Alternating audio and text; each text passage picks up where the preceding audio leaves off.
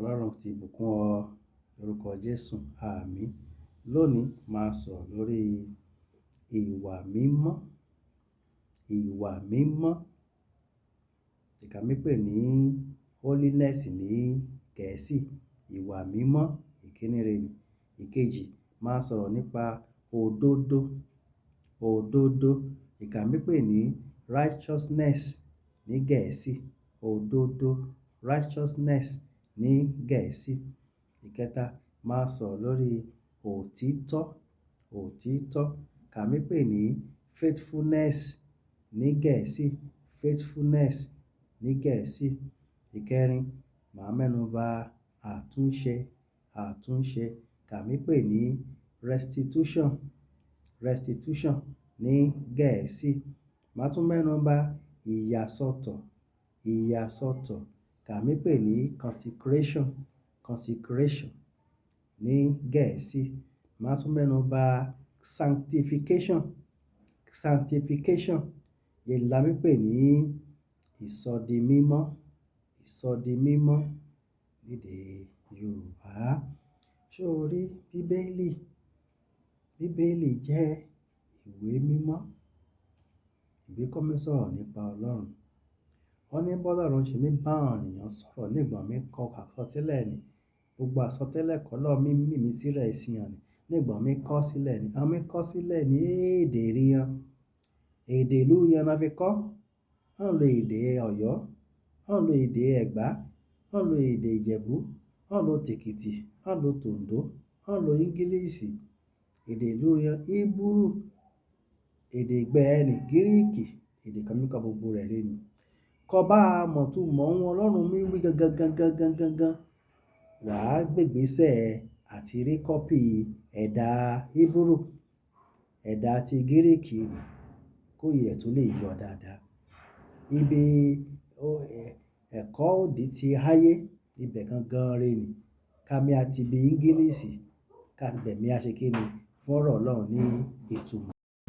Ọ̀nìyàn yìí mú Gẹ̀ẹ́sì kẹ́mi àtúmọ̀ ọ̀rọ̀ Ọlọ́run. Wọ́n kọ sínú ìwé mímọ́ ni. Láti Genesis dé Málákì. Láti Matthew dé Jòhánù. Láti iṣẹ́ àwọn àpọ́sítélì títí dé ìfihàn. Ó yẹ mú Gẹ̀ẹ́sì kọ́mi àtúmọ̀ rẹ̀. Ó dàbí ọ̀nìyàn kẹfẹ́ la primary secondary school kọjá.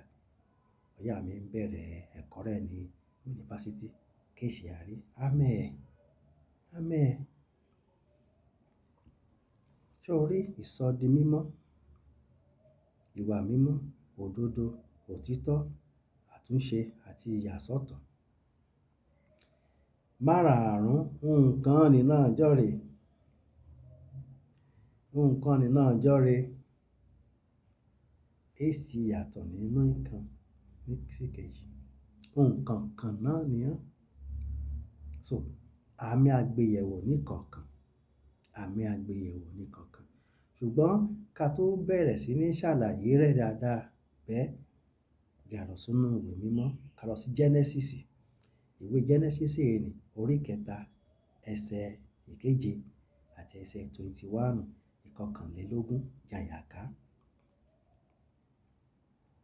Genesis. Ìkẹta, ẹsẹ̀ ìkeje bẹ́ẹ̀. Ojú àwọn méjèèjì sì là. Wọ́n sì mọ̀ pé àwọn wà ní ìhòhò. Wọ́n sì gán ewé ọ̀pọ̀tọ́. Wọ́n sì fi ṣe ìbàtẹ́ fún ara wọn. Physical holiness.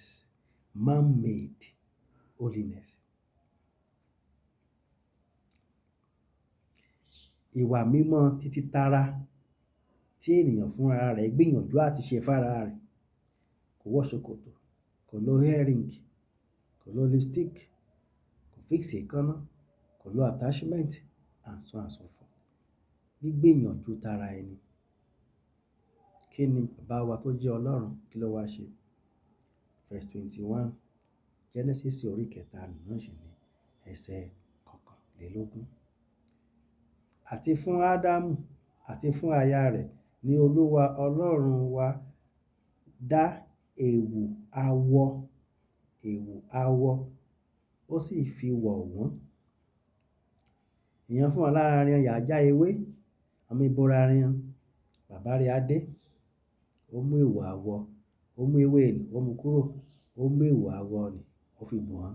Má gbàgbé pé ewé ẹ̀ẹ̀pẹ́ rọ, ẹ̀ẹ̀pẹ́ bàjẹ́, gbogbo effort ọ̀nìyàn, pàṣẹkọ̀ ènìyàn bá gbé láti múra rẹ̀ jẹ́ níwà mímọ́, èyí wọ́ọ̀kì. Nígbà Ọlọ́run á fi awọ wọ̀n ni. Bí Ọlọ́run ti rí awọ, ó pa ọ̀dọ́ àgùntàn. Bó lè pé lọ́dọ̀ ewúrẹ́, ó ṣáà jẹ́ akọ. Akọ ọ̀nà mi tọ́ka sí Jésù Kristi. Ìtumọ̀ rẹ̀ náà ni wípé Ọlọ́run mú fi yá láti àtìkọ́ṣe wípé kémi Ọlọ́run bá fún ọ níwà mímọ́ o. Kàmí pè ní holiness o, ó yẹ rí. Ó tún gbẹnu Àìsáyà sọ̀rọ̀. Ìwà mímọ́ rin dàbí àkísà ẹlẹ́gbẹ̀mí nídìí rẹ̀. Oríṣi méjì ni ìwà mímọ́ kan wà. Tọlọ́run ni original. Títí a fún alára kàmí gbìyànjú rẹ̀ wọ́n ní kejì. Títí a ní àwùjọ ríà, community ríà ló ti wúlò. Kàbáyé gbé ìgbé àlàáfíà.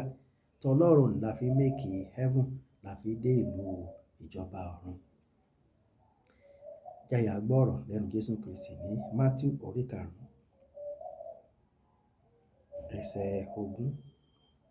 Matthew orí 5, ẹsẹ̀ 20 wípé, nítorí mo wí fún yín, bí kò ṣe pé òdodo yín bá kọjá òdodo àwọn akọ̀wé àti àwọn Farisí, ẹ̀yin kì yóò lè dé ìjọba Ọlọ́run bí ó ti wù kó rí. Jésù yẹ oríṣi méjì ló wà o. Tìyàn ènìyàn wà o, tèmi Ọlọ́run wà. Kí ìwà mímọ́ rin kẹ́ bá ṣe tọ Ọlọ́run kó ju títí tìyàn Farisí lọ. Ìwà mímọ́ yàn Farisí bó ló ṣe rí? Aláwọn gbààwẹ̀, àwọn mi gbààwẹ̀, àwọn mi sàndá mẹ́wàá, àwọn mi ṣe ìṣọ́ru, àwọn mi ṣe yìí, àwọn mi ṣe tán, àmì aká bẹ́ẹ̀ ni. Jésù ní gbogbo yìí ni, wọ́n ní ìdí rẹ̀ o. Ìwà mímọ́ tó ń gangan ni ó ju títí tìyàn Farisí lọ. Ètò gangan ni kọ́ wá. Kábáyá lọ sínú ìwé Matthew orí 6 ni. Matthew orí 6, ẹsẹ̀ 23.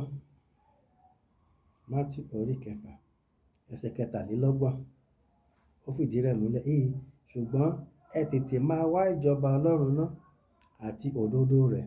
Gbogbo nǹkan wọ̀nyí ni a ó sì fi kún fún yín. Ẹ máa wá ìjọba Ọlọ́run náà àti òdodo rẹ̀. Òdodo kọ́ Ọlọ́run fúnra rẹ̀ á mú kù ọ́. Nígbà bá ti nígbàgbọ́, aṣọ òdodo á fi wọ̀. Aṣọ ìwà mímọ́ á fi wọ̀. Aṣọ àtúnṣe á fi wọ̀. Aṣọ ìyàsọ́tọ̀ á fi wọ̀. Aṣọ ìsọdi mímọ́ á fi wọ̀. Praise the Lord. Hallelujah. Kọ́ bá ti di àtúnbí,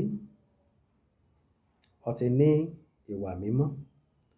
Kọ́ bá ti di àtúnbí, ó ti ní ìsọdi mímọ́. Kọ́ bá ti di àtúnbí, ó ti ní òdodo. Kọ́ bá ti di àtúnbí, ó ti ní òtítọ́. Kọ́ bá ti di àtúnbí, ó ti ní àtúnṣe. Gbogbo rẹ̀ nǹkan kan náà ló túmọ̀ sí. Èyí ṣe yí pé kọ́ bá ti di àtúnbí o, wà wá ìwà mímọ́ lọ sí Mágárátá o. Wà wá ìsọdi mímọ́ lọ sí Làkásìgbé o. Àmì àwá ìyàsọ́tọ̀ lọ sí apá ìlà oòrùn. Nǹkan kan ni náà ni. Nǹkan kan ni náà ni. Ẹ sì yàtọ̀ níbẹ̀. Ẹ̀kọ́ lè múnádóko. Kẹ́kọ̀ọ́ bá múnádóko, a ti mọ gboyè láti bẹ̀rẹ̀ pẹ̀. Kọ́mọ léyè bá rẹ̀ ṣùkúrù ní primary school. Ọdún 6 ló ń bẹ́yà. Kọ́ bá lọ́dún 12 bẹ́ẹ̀. Kẹ́mọ̀ yàtọ̀ nínú ABC àti ABD. Ọ̀rà fún ní kò lórí pé kó ṣe orí rẹ̀. Ọ̀pọ̀lọpọ̀ kọ́ mìíràn inú ìjọ lé ní ẹ̀kan mi ara hàn lóko, kágẹ́lì mi ara hàn lóko orí. Ṣùgbọ́n Ọlọ́run fẹ́ bẹ́ẹ̀. Praise God. Glory. Ìdí òun ló ṣe rí bẹ́ẹ̀ nínú ìjọ lónìí kó jẹ́ pé ọ̀tọ̀ náà wí sí ọ, à ń kọ́ níwà mímọ́ o, à ń kọ́ olótìtọ́ o, à ń kọ́ olódodo o, kó ní ìsọyàsọ́tọ̀ o, ìsọdi mímọ́ o, gbogbo rẹ̀ bí yìí. Torí pé ẹni kó túmọ̀ èdè sédè Yorùbá ni Bàbá Samuel Ajayi Crowther kó túmọ̀ èdè Gẹ̀ẹ́sì sí Yorùbá. Nígbà túmọ̀ rẹ̀, èlò èdè Gíríìkì torí Samuel Àjàó Crowther ni bàbá ni nígbẹ̀. Anglican lómírè, Anglican bishop lérè. Ìyẹn Anglican mi túmọ̀ sí Gẹ̀ẹ́sì. Kọ́pì Bíbélì ẹ̀dà ìwé mímọ́ kan mi lò nígbẹ̀ ẹ̀dà ti Gẹ̀ẹ́sì ni. Níbòdé àtúmọ̀ èdè Gẹ̀ẹ́sì ni ẹ̀dà Gẹ̀ẹ́sì ló ti túmọ̀ rẹ̀ sí Yorùbá. Èdè bí Greek èsì àkọsílẹ̀ ní history bàbá yìí pé ọmọ lò Greek o nígbà túmọ̀ ṣùgbọ́n àkọsílẹ̀ wà wípé èdè Gẹ̀ẹ́sì ló ti túmọ̀ sí Yorùbá. Ṣóòrí bàbá 1880 ló parí gbogbo bó ṣe mí kọ gbogbo bó ṣe mí túmọ̀ ni 1880 ló parí rẹ̀. Ìgbà ó di 1884 ọdún kẹrin after ìgbẹ̀ni ibẹ̀ ló print the first batch ẹ̀dà àkọ́kọ́ ó tẹ̀ jáde. Mo lọ sí ibi 137 years ibẹ̀ ó tẹ̀ jáde. Ṣóòrí ní bàbá nìkan ní kó rí ẹ̀dà Gíríìkì kó fi wá gbogbo ìtumọ̀ ìwà mímọ́ gbogbo rẹ̀ kó kàjọ ni. Ìtumọ̀ kan ṣoṣo nígbà fún gbogbo rẹ̀ lónìí. Ṣùgbọ́n torí pé Gẹ̀ẹ́sì ló kà, òun ló ṣe fún ní oríṣiríṣi ìtumọ̀. Nínú èdè Gíríìkì jẹ́ ayé àwò nínú èdè Gíríìkì o. Ìwà mímọ́ kà mí pè ní holiness kí náà mí pé hagiasmos ni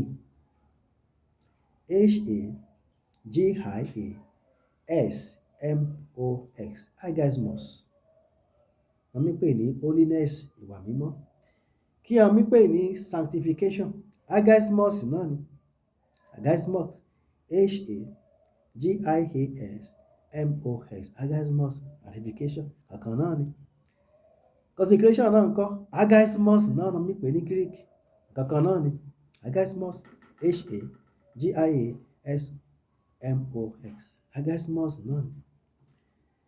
Òun yàtọ̀ níbẹ̀ ejò righteousness nǹkan mí pè ní dikaiosne òun nìkan ló yàtọ̀ níbẹ̀. Kó bá lọ sí ibi restitution náà àtúnṣe èdè náà mí pè ní apokatastasis. Ṣé o rí apokatastasis ni àti dikanosie ni ìtumọ̀ ẹ̀ náà ni pé àtúnbí. Ìwà mímọ́ àtúnbí ìtumọ̀ rẹ̀ òdodo àtúnbí òtítọ́ àtúnbí àtúnṣe àtúnbí yàsọ́tọ̀ àtúnbí ìsọdi mímọ́ àtúnbí gbogbo rẹ̀ kankan náà ló túmọ̀ sí. Bàbá rí akó túmọ̀ rẹ̀ sí èdè Yorùbá mẹ́bù o mẹ́hùn ṣe dà o. Mo mi wí sí i pé ìdí kò ṣe aka Yorùbá kò ṣe a rí oríṣiríṣi ìtumọ̀ tó lè jẹ́ pé ẹyọ kan náà mi bá wí ni pé èdè Gẹ̀ẹ́sì ló lò láti túmọ̀ èlò Greek. Mo mi wí rẹ̀ ni mo mi ṣàlàyé Bíbélì ni mo mi fi Bíbélì ṣàlàyé Bíbélì mẹ́ fi ọgbọ́n orí ṣàlàyé bẹ́ẹ̀ mẹ́ lọ ọgbọ́n orí mi rárá àbí mo mi wí yí ọ bẹ́ẹ̀ ni. Jésù wípé ẹ wá di ohun gbogbo dájúdájú kẹ̀sì kíni kẹ̀sì di òtítọ́ mú. So ìwà mímọ́ o òdodo o òtítọ́ o ìyàsọ́tọ̀ o ìsọdi mímọ́ o àtúnṣe o nǹkan kan náà ni gbogbo rẹ̀ túmọ̀ sí. Kó bá ti di àtúnbí ó ti ní ìwà mímọ́ kó bá ti di àtúnbí ó ti di òdodo tó bá ti di àtúnbí ó ti di olóòtítọ́ tó bá ti di àtúnbí ó ti di ẹni ìyàsọ́tọ̀ bá ti di àtúnbí ó ti di ẹni tí a ti sọ di mímọ́ bá ti di àtúnbí ó ti ṣe àtúnṣe. Bẹ́ẹ̀ ni ejò bí iye ni lọ. Jáyà bẹ ọ̀rọ̀ Ọlọ́run wò díẹ̀. Jẹ́ àka Gàlátíà rẹ̀. Gàlátíà orí kejì. Gàlátíà orí kejì àka ẹsẹ̀ 16. Tí a mọ̀ pé a kò dá ẹnikẹ́ni láre nípa iṣẹ́ òfin bí kò ṣe nípa ìgbàgbọ́ nínú Kristi Jésù. Àní àwa ń gba Kristi Jésù gbọ́ kí a bá lè dá wa láre. Ìdáláre, ìsọdimímọ́, ìwà mímọ́, àtúnṣe, ìsọdọmọ, ìyàsọ́tọ̀. Ẹ̀sọ́ ní ní torí pé ó pa òfin mọ́. Torí pé èlò yẹ rìn, èlò yẹ tí, èkun ètè, ẹwọ ṣòkòtò, lọ ṣe àfún níwà mímọ́. Ìgbàgbọ́ kọ́ bá ti ní ìgbàgbọ́ ọ̀tí. Ẹsẹ̀ ni ká dáláre nípa pípa òfin mọ́. Gàlátíà orí kejì ẹsẹ̀ 16 ló wí bẹ́ẹ̀, ìwọ náà ká. Gàlátíà ńkọ́ orí kẹta ńkọ́? Já ka orí kẹta nìka òun sọ. Gàlátíà orí kẹta kàkà ẹsẹ̀ 11. Orí kẹta ẹsẹ̀ 11 ni. Nítorí ó dáni lójú pé a kò dá ẹnikẹ́ni láre níwájú Ọlọ́run nípa iṣẹ́ òfin. Nítorí olódodo yóò yè nípa ìgbàgbọ́. Yes, so ni we also try nípa pípa òfin mọ́. Ó yẹ pọ̀ òfin mọ́. Òfin kàngẹ́lì àti Mósè kọ ọ̀jẹ́ 10. Òfin kì í Mósè fún ara rẹ̀ kọ, ìkan pè ní Statutes and Ordinances, ìlànà àti ìdájọ́ 613. Àwọn ìyá kọ́ ìsàlẹ̀ òfin wọ́n wípé kọ́ bá ti tàbùkù lẹ́yọkan o, kọ́ bá ti mistake lẹ́yọkan o, gbogbo òfin wọn o, dàgbò ẹ̀rú náà rè ni. Kọ́ bá ti lè tàbùkù òfin kan, gbogbo ìyókù náà ó ti kùnà ní gbogbo rẹ̀ rè ni. Ìṣe ọ̀nà kó yẹ pa òfin 613 mọ́, kọ́ bá mú 10 mọ́, ó jẹ́ 623. Èsì. Ìgbàgbọ́ la fi ń pa òfin mọ́. Jésù ló ń jẹ́ òfin. Jòhánù kínní orí kẹta ẹsẹ̀ 23. Jésù là ń pè ní òfin. Kí ni ìtumọ̀ òfin? Ìlànà. Bí mo ṣe fẹ́ kí nǹkan máa lọ. Policy, principle, plan. Ìtumọ̀ òfin nìyẹn. Glory to the Father. Amen. Galatia orí 5 láti kó ní Galatia. Galatia orí 5 ẹsẹ̀ 5 jàgbọ́n yẹn náà wí. Nítorí nípa ẹ̀mí àwa ń fi ìgbàgbọ́ dúró de ìrètí òdodo. Nígbà tá a di ẹni ẹ̀mí, nígbà tá a di àtúnbí, a ní ìrètí òdodo. Jáwo Galatia orí 4 ẹsẹ̀ 22 yìí ní pọ̀. Ìyàmí àká yìí ní fún alára rí. Ǹjẹ́ a bọ́ sórí Róòmù orí 3 ẹsẹ̀ 21. Ṣùgbọ́n nísinsìnyí a ti fi òdodo Ọlọ́run hàn láìsí òfin. A ti fi òdodo Ọlọ́run hàn yín o láìsí òfin. Èso fi kò àpamọ́ kò tó ní òdodo Ọlọ́run tí à ń jẹ́rìí sí nípa òfin àti nípa àwọn wòlíì. Kọ́ bá ti ní Jésù gẹ́gẹ́ bí Olúwa àti olùgbàlà rẹ, ó ti pa gbogbo òfin mọ́. Ó ti ní ìwà mímọ́. Ó ti jẹ́ ní ìyàsọ́tọ̀. Ó ti jẹ́ ní ìsọdọmọ. Ó ti ṣe àtúnṣe ayé rẹ̀. Ó ti lótìtọ́. Ó ti di olódodo. Ó yè èrè lẹ́kàn fàyà. Ó yè èrè náà. Ó yè wọ̀nà. Heaven lọ́rẹ́. Èdè sún yẹ̀yẹ́. Bí o wí yẹn kí n bá parọ́ kọ́ mẹ́ta lóore. Mẹ́ta lóore. Ẹ̀mí. Ọkàn rẹ kò fi ro nǹkan àti ara lẹ́ parọ́. Ṣe ẹ̀mí. Àgbèrè ńkọ́ ara rẹ ló ṣàgbèrè. Ṣe ẹ̀mí. Mí kọ̀ mí àparọ́. Mí kọ̀ mí àṣàgbèrè. Mọ̀ mí ṣàlàyé ni o. Ìgbọ́n mú alágbèrè nínú Bíbélì. Ní Jòhánù orí kejì. Kàyà bá Jésù Kristi kan yí. Mósè ìkàsọ́lọ̀ kò tàpá. Mósè ìkàsọ́lọ̀ kò tàpá. Jésù nǹkan mọ́sọ́lọ̀ kò tàpá. Kó ṣàlàyé rẹ̀ kan pé ẹni bá dẹ́ṣẹ̀ náà rí kí ìjùkúta ògbórin lọ. Jésù kan mí adẹ́ṣẹ̀. Tí ó kan mí apànìyàn. Jésù wí bẹ́ẹ̀ o. Mọ̀ mí ṣàlàyé ọ̀rọ̀ Ọlọ́run. Ohun mi bá wí, ìmọ̀ yín mo mi wí o. Mí kọ́ ni àmì àparọ́ o. Mí kọ́ àmì àṣàgbèrè o. Mí wí bẹ́ẹ̀ o. Mọ̀ mí ṣàlàyé fún yín ìtumọ̀ ẹ̀mí ọ̀nìyàn. Ó ti di àtúnbí. A mékì ẹ fún èyèrè lẹ́kàn fàyà. Ọkàn rẹ alámí kọ́ lọ́rọ̀ Ọlọ́run. Kọ́kàn rẹ bá ti mọ ọ̀rọ̀ Ọlọ́run. Kí iye bá ti ẹ̀mí rẹ wá ti sọ̀rọ̀ sí. A ṣe kí ni? A comply. A lè control ara. Ó ti yé bẹ́ẹ̀ ni. Apostle Paul yìí ọ̀pọ̀lọpọ̀ mú mi ṣe mẹ́fẹ̀ẹ́ ṣe. ṣùgbọ́n n bá tì mí sé, yéé ṣe mí léṣe, yé ara ni, yéé léṣe, yéé ṣe òun. Lórúkọ Jésù ó ti dára fún ọ.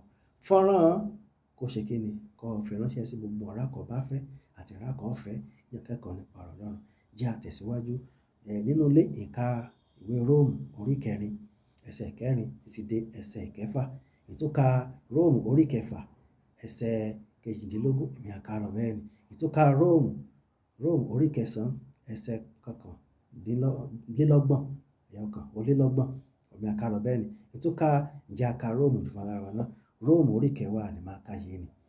Róòmù orí kẹwàá, jẹ́ mi ka yé ni sí alẹ́ tí. Róòmù orí kẹwàá, ẹsẹ̀ ìkejì sí kẹta. Kéètì wí, nítorí mo gba ẹ̀rí wọn jẹ́. Mo gba ẹ̀rí wọn jẹ́.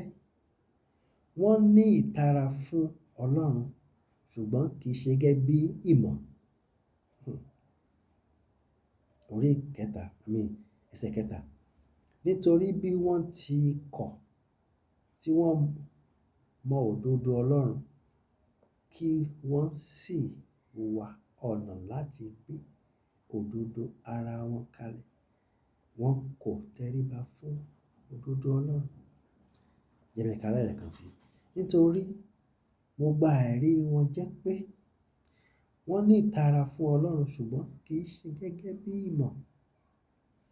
Nítorí bí wọ́n kò ti mọ òdodo Ọlọ́run, tí wọ́n sì ń wá ọ̀nà láti gbé òdodo ara wọn kalẹ̀, wọn kò tẹríba fún òdodo Ọlọ́run. Òdodo méjì ló wà: man-made, God-made. Tí ènìyàn, tí Ọlọ́run. Ìkan Ọlọ́run gbé kalẹ̀ la mọ̀ make heaven. Ìkan ni wọ́n gbé kalẹ̀, wọ́n wọ ṣòkòtò, wọ́n wọ yìí, wọ́n wọ tọ̀hún, ọwọ́ o, ẹ̀sùn kan Ọlọ́run. Tọlọ́run ló wá ṣe, kò fi adé heaven. Mo wí bẹ́ẹ̀ ni rí. Ìyẹ̀ka Róòmù náà sí orí kọkànlá, bẹ̀rẹ̀ láti ẹsẹ̀ kejì títí dé ìkẹfà. Now, kó bá ti gbọ́ ìwà mímọ́, ìtumọ̀ ẹ̀ ni pé Ọlọ́run fún ara rẹ̀ ó ṣe kí ni lọ́wọ́ ẹ̀ ọmọ. Kọ́ Ọlọ́run ṣe wẹ́ ènìyàn mọ́ o, kó bá ti ní Jésù Kristi, kó bá ti gba Jésù gẹ́gẹ́ bí Olúwa àti olùgbàlà rẹ̀ bẹ́ẹ̀. Ọlọ́run ti wẹ ọmọ rẹ̀. Ẹnìkan lẹ́wọ́ ènìyàn mọ́, ẹ̀ṣẹ̀ rẹ̀ méjì. Kó bá ti gbọ́ òdodo, ìtumọ̀ ẹ̀ ni pé Ọlọ́run wò ọ́ o, ẹni yìí o, torí pé ó gbà mí gbọ́, ó wà nínú mi. So, ó ti di olódodo. Ìtumọ̀ ẹ̀ rí ni. Ìwọ fún alára rẹ̀, ó yè múra rẹ̀ ní ìwà mímọ́. Ó yè múra rẹ̀ ní òdodo, òtítọ́, àtúnṣe, ìyàsọ́tọ̀ àti ìsọ̀dí mímọ́. Èsì bí ọtí a rí. Wò ó, kọ́ mi àgbàdúrà, kọ́ mi àgbàwẹ̀, kọ́ mọ́ wọ trouser, ó lo earring, ó lo attachment, ẹ sọ di mímọ́. Jésù nìkan ló sọ̀yàn di mímọ́.